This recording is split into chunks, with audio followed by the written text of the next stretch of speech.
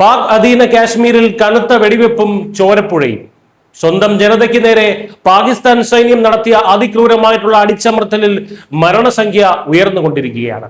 അവകാശങ്ങൾ ചോദിക്കുന്ന നിരായുധരായിട്ടുള്ള സാധാരണക്കാരെ വെടിയുണ്ടകൾ കൊണ്ട് നേരിടുന്ന പാകിസ്ഥാന്റെ യഥാർത്ഥ മുഖമാണ്, മതരാഷ്ട്ര ഭീകരതയുടെ മുഖമാണ് ഇപ്പോൾ ലോകത്തിന് മുന്നിൽ തുറന്നു കാട്ടപ്പെട്ടിരിക്കുന്നത്.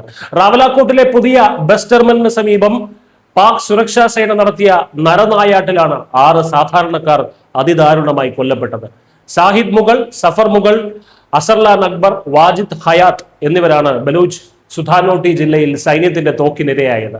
വെടിയുണ്ടകൾക്ക് പുറമെ കടുത്ത പട്ടിണിയും സാമ്പത്തിക തകർച്ചയുമാണ് ഈ മേഖലയെ വേട്ടയാടുന്നത്. ജനിക്കാൻ പോകുന്ന കുഞ്ഞുങ്ങൾ മുതൽ മുതിർന്നവർ വരെ കടുത്ത പോഷകാഹാര കുറവിലും രോഗങ്ങളിലും നരകിക്കുമ്പോഴാണ് ഭക്ഷണം ചോദിക്കുന്നവരെ പാക് ഭരണകൂടം വെടിവെച്ച് കൊല്ലുന്നത്. 2025 പുറത്തുവന്ന നേച്ചർ പഠന റിപ്പോർട്ടുകൾ പ്രകാരം പാക് അധീന കാശ്മീരിലെ 57% കുടുംബങ്ങളും കടുത്ത ഭക്ഷ്യക്ഷാമം നേരിടുകയാണ്. പർവ്വത പ്രദേശങ്ങളിൽ ഇത് 90%. ദുരിതങ്ങൾ പുറംലോകം അറിയാതിരിക്കാൻ 4 ദശലക്ഷത്തോളം ആളുകളുടെ ഇന്റർനെറ്റ് ബന്ധവും ഭരണകൂടം പൂർണ്ണമായും വിച്ഛേദിച്ചിരിക്കുകയാണ്. ഈ ഭരണകൂട ഭീകരതയ്ക്കെതിരെ അമേരിക്കയിലെ വൈറ്റ് ഹൗസിന് മുന്നിൽ വലിയ പ്രതിഷേധമാണ് ഇപ്പോൾ അരങ്ങേറുന്നത്.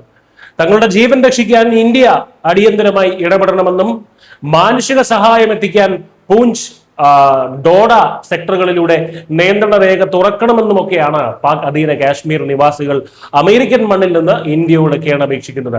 വിഷയത്തിൽ പാകിസ്ഥാനെതിരെ അതിശക്തമായിട്ടാണ് ഭാരതം ആഞ്ഞടിച്ചിരിക്കുന്നത്.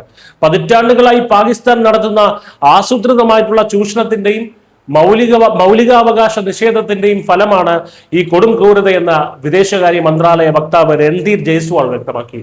കാശ്മീരിനെ കുറിച്ച് ലോകത്തിന് മുന്നിൽ മനുഷ്യാവകാശ പ്രസംഗം നടത്തുന്ന പാകിസ്ഥാൻ സ്വന്തം അനധികൃത അധിനിവേശത്തിന് കീഴിലുള്ള ജനങ്ങളെ കൊന്നൊടുക്കുന്ന വൈരുദ്ധ്യമാണ് നമ്മൾ ഇവിടെ കാണുന്നത്.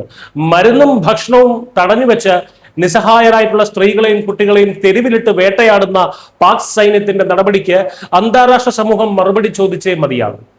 പാക് അധീന കാശ്മീരിലെ ജനങ്ങൾ തങ്ങളുടെ ജീവൻ രക്ഷിക്കാൻ അവസാന ആശ്രയമായി ഇന്ത്യയെ ഉറ്റുനോക്കുമ്പോൾ ഭീകരതയുടെ വക്താക്കളായിട്ടുള്ള പാകിസ്ഥാന്റെ ഭരണപരാജയം ലോകത്തിന് മുന്നിൽ പൂർണ്ണമാകുകയാണ്. News desk Malayalam.